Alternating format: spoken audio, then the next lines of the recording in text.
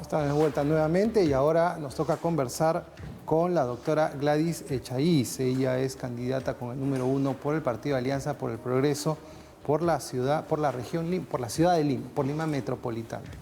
Le agradecemos por estar acá con nosotros y la primera pregunta que le tengo que hacer es pues esta de coyuntura. ¿Qué le parece el rol que está cumpliendo nuestro sistema de justicia en este momento? Miren lo que ha pasado, miren lo que ha pasado con Martín Vizcarra. ¿Cuál es su opinión al respecto? Bueno, ayer escuchaba a la señora juez por parte, ¿no? Algunos argumentos con los cuales sustentaba la decisión final. La verdad, en algún momento sentía como que efectivamente no iba a denegar la petición fiscal, por otro momento parecía que sí. Pero finalmente,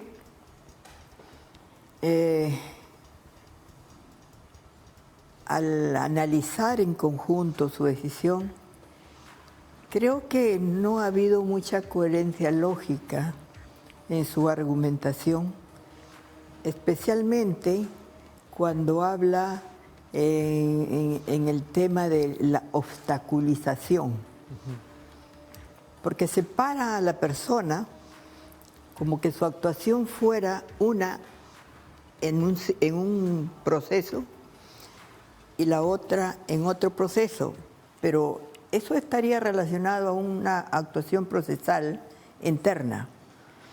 Pero cuando hablamos de obstaculización, tenemos que ver el contexto, porque en este caso han habido evidencias que se han hecho públicas donde el señor Vizcarra trataba de inducir o direccionar la declaración de algunos testigos en un caso determinado.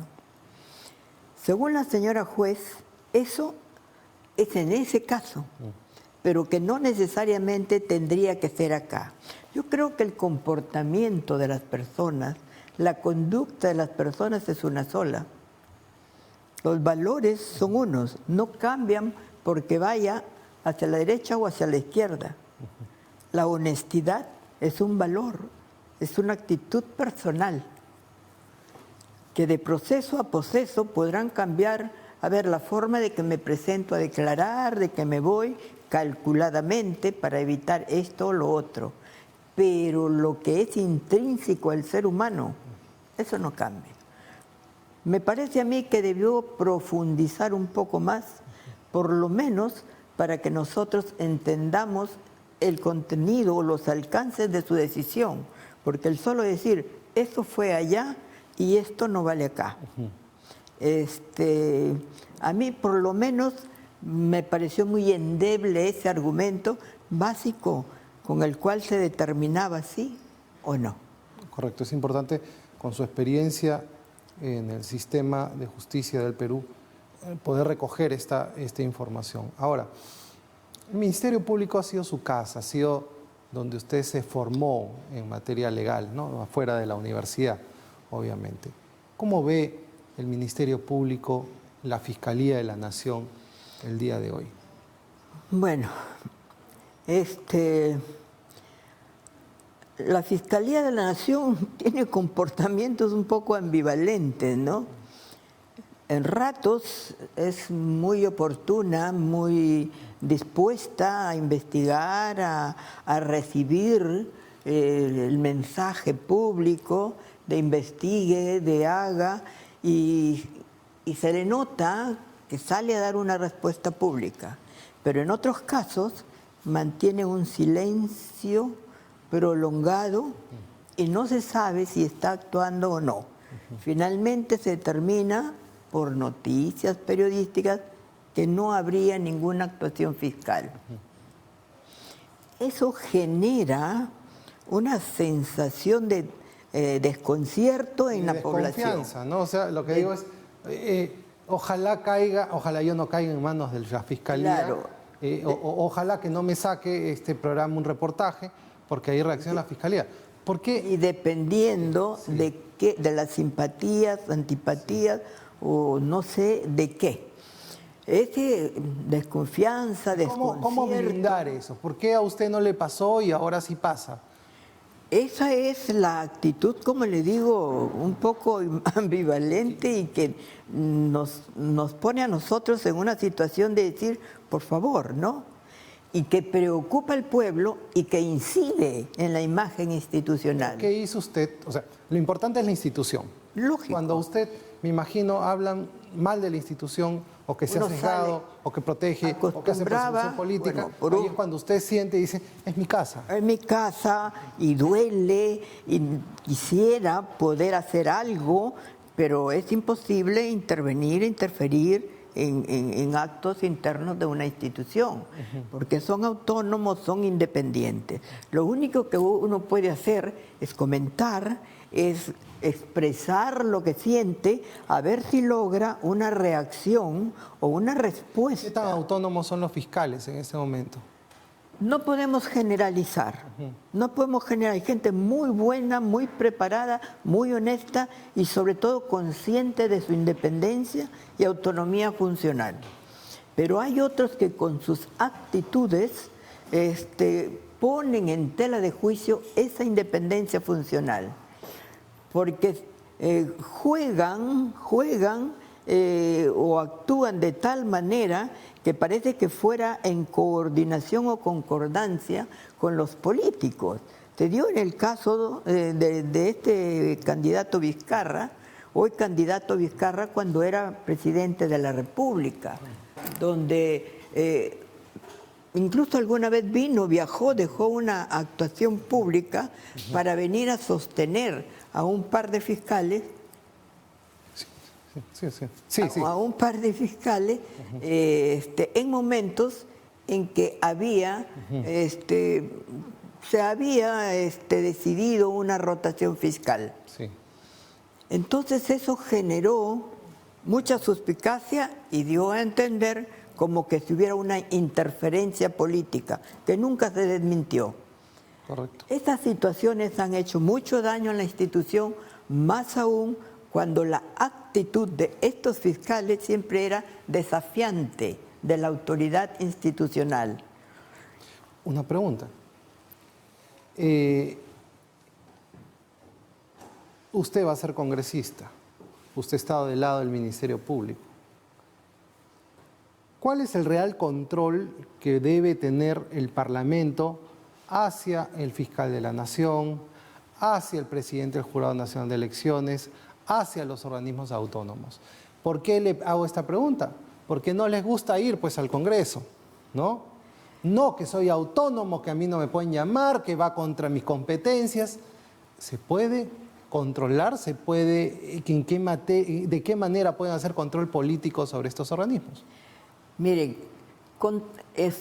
estamos hablando de instituciones autónomas con funciones específicas y digamos que la autonomía e independencia de los órganos de justicia debe ser, digamos, muy respetada para efecto de evitar las politizaciones o las judicializaciones políticas que hacen precisamente mucho daño, o para garantizar las bases y la solidez de nuestro sistema democrático.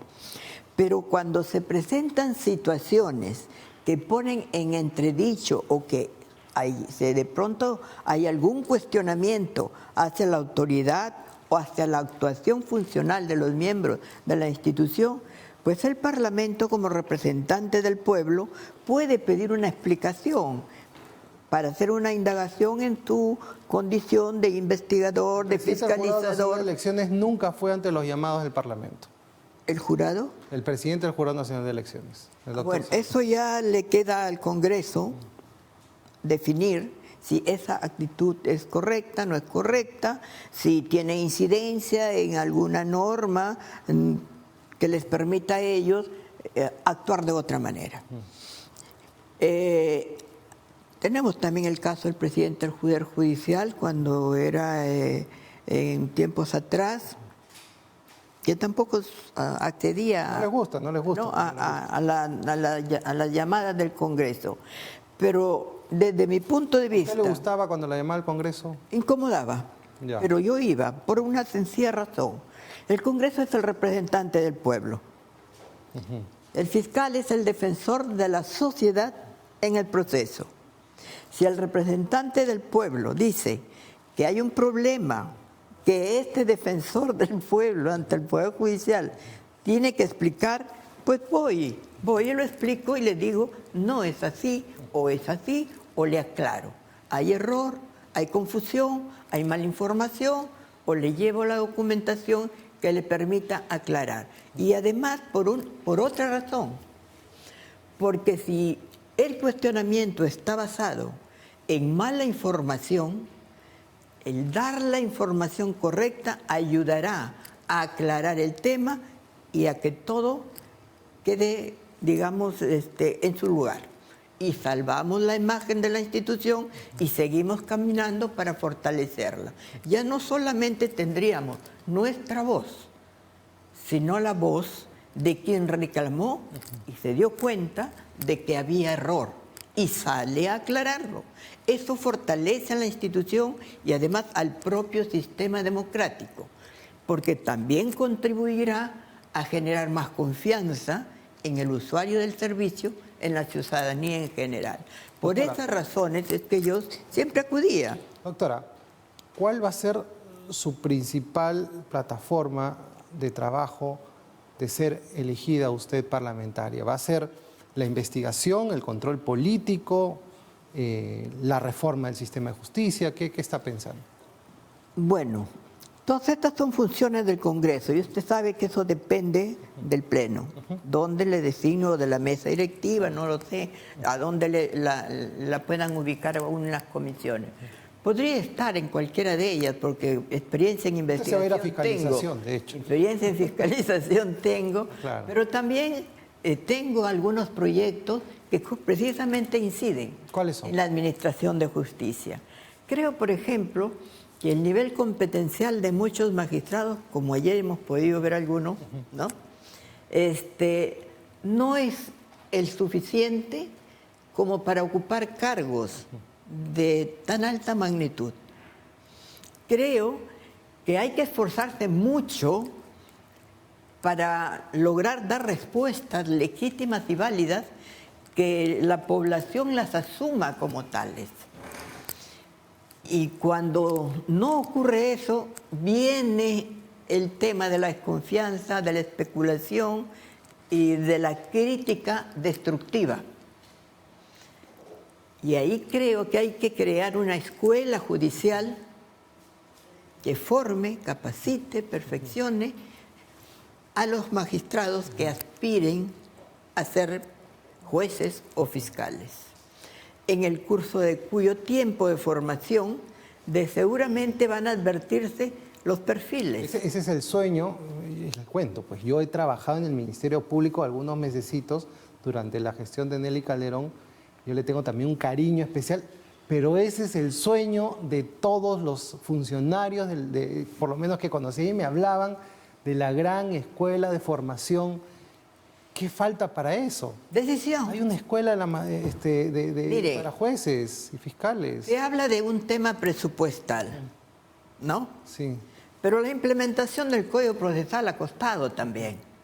¿Y por qué no la implementación progresiva? ¿Por qué no? Tenemos una estructura base que es la Academia de la Magistratura. Entonces, solamente el problema es ver las remuneraciones, si es que sí se decide, de los que estarían dentro de la escuela, si es que se les va a pagar o no se les va a pagar.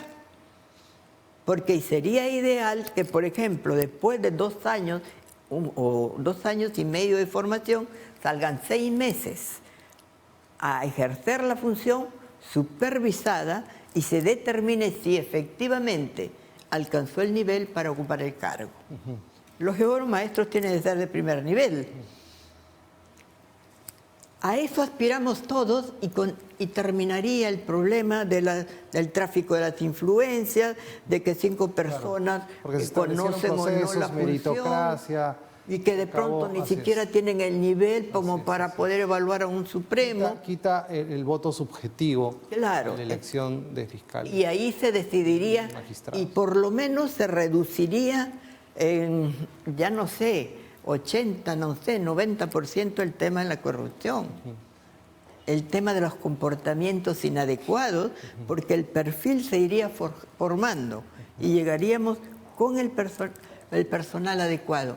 Y mire que actualmente, por ejemplo, si la Junta Nacional de Justicia nombra a un juez, a un fiscal, llega a ocupar el cargo y ya estando en el cargo se advierte que todavía tiene que aprender para ejercerlo, no hay posibilidad de decirle, señor, mándeme a otra persona. Ahí hay que capacitarlo para que ejerza el cargo. Y eso es algo que yo siempre he dicho.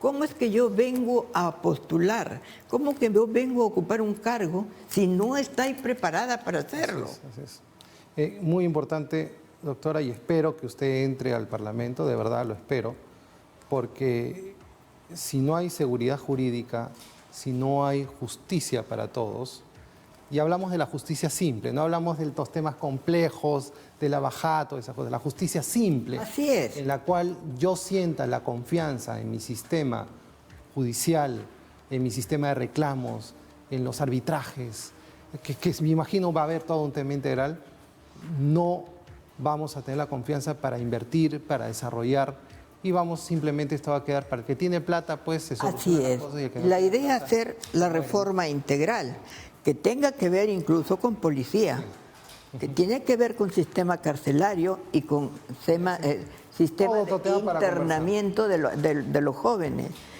Y en eso también la población tiene que colaborar.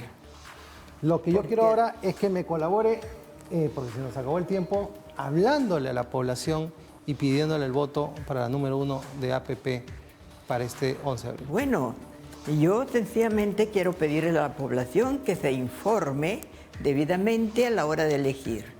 Alianza para el Progreso, que lleva como candidato a César Acuña, tiene un plan de gobierno debidamente estructurado y presentado en Jurado Nacional de Elecciones, donde está desarrollado todo el proyecto que pretende poner en práctica cuando sea gobierno.